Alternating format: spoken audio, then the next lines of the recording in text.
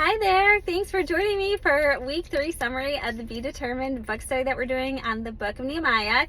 I'm in my car currently in the Aldi parking lot because this is how I have to show up today. There's so much Easter preparation and craziness, but I didn't want to miss out on this for you.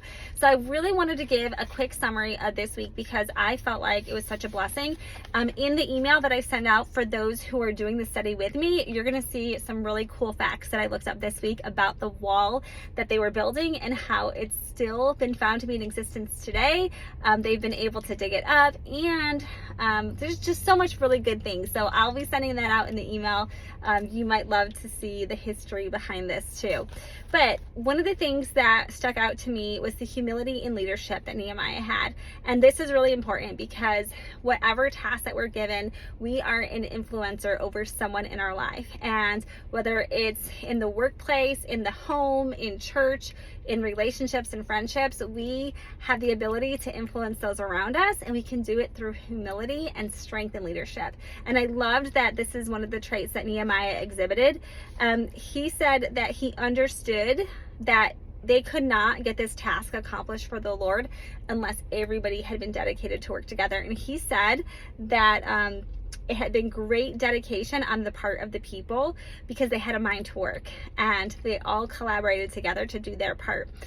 None of them was any more important than the others. You'll see as you're reading through this that there were women who helped out, that there were people who just repaired the space right outside their own homes. And this is what's so important. Like, you do not have to travel halfway across the world to make an impact and influence for the Lord.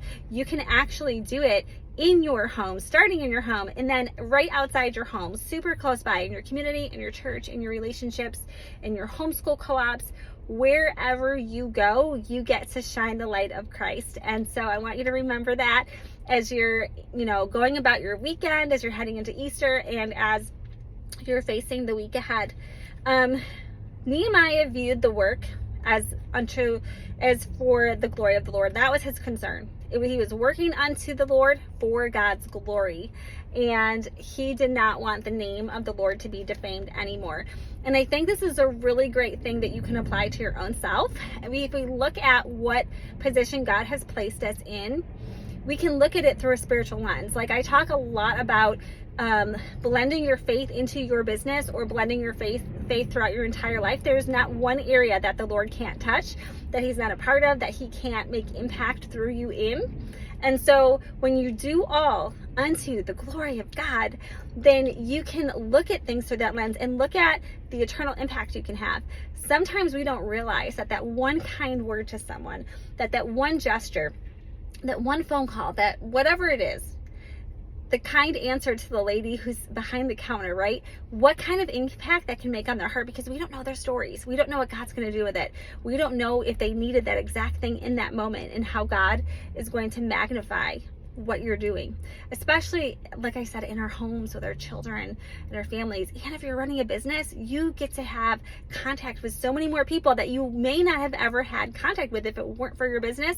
So remember to filter your words, your behaviors, your actions, your character, virtues, mission statements, vision, all through the lens of biblical things.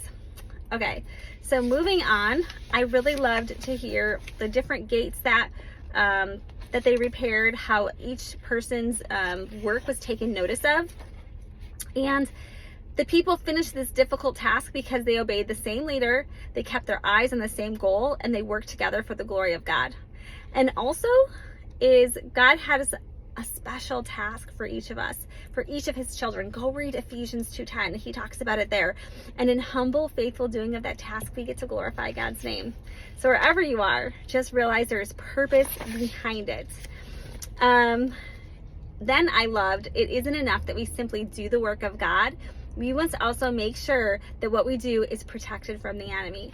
And I don't know if you've ever heard me say this before, but when God has put something on your heart, yes, confide in your best friend, or, there's wisdom in a multitude of counselors, but consider not telling the entire world what you're doing. Consider keeping some of what God's giving you to yourself in that sense, because you could be deterred by someone else's lack of vision, by someone else's lack of being called to that same task as you. And we have to silence the outside words of other people. We can't be swayed away from God's call on us, or we can't be made to feel small or insecure over it because someone else lacks that same belief as you. Because God has a purpose for each person. And your purpose is different from her purpose, is different from his purpose. And so we can't be measuring that against anyone else. So I want you to remember that friend of yours who might not be encouraging you in this is not the devil by any means, but the enemy could be using that person's words to sway you and keep you from walking in the Lord's will. And I can tell you that if you're a business owner, or if you're a mom who's homeschooling, or if you're someone who's chosen certain ways to feed your children or certain health choices, other people are going to share their opinions that are going to be contrary than yours, and they will make you question your judgment. So have resolve, connect with the Lord, pray, fast like Nehemiah did, be sure, have strength in your calling, have security in that, and stand firm in that, and recognize that not everyone is called to the same thing.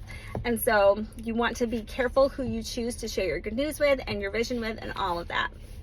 Okay, so another thing that stood out to me, and this is probably because my son was not enjoying doing the yard work with me this weekend. We had to mulch our yard and it was laborious, and he was being a little bit of a complainer and not wanting to really work as hard, right? We're working on character, and this was a great week for me to study this because I was able to build into him and share these things, and it's pertinent to all of us at any age. But most workers are glad to lay down their tools when the job is finished. But these people asked for additional assignments. They worked hard. And it isn't enough for us to say that we've done as much as others. We must do as much as we can as long as the Lord enables us. Jesus asked, what do you do more than others? So I just thought that was really cool to recognize that, go above and beyond. Take that extra step. Shine for the Lord. Work hard as unto him. How can you be set apart?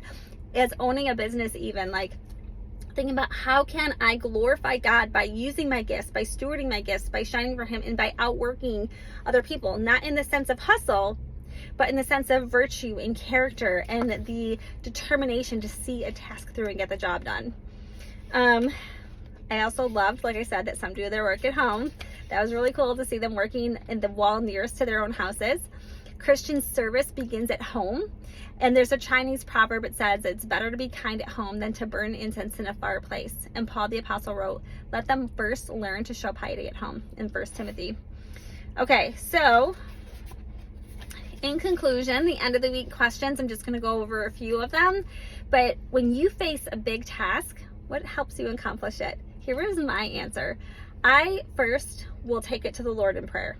And sometimes, depending on what it is, I will take it through prayer and fasting, because I really want to make sure that I'm connecting with God, that I'm hearing from him, that I'm ready to move mountains with my faith and with with courage in what he answers me with. I also like to brainstorm. If I have a really big task, I will brain dump everything I'm thinking, and I will verbally process my ideas and thoughts with a friend. I have this one girlfriend that I go to, and we'll send each other Marco Polos or voice texts. And it's as I'm talking, all of a sudden, all these extra ideas are coming out, and it gets magnified, and then she shares her thoughts, and I'm like, oh yes, I could do this and this and this. And then I measure it with God. So you don't want to move outside of the Lord's will, right? So these are some of the ways that I have processed and worked through all these things. And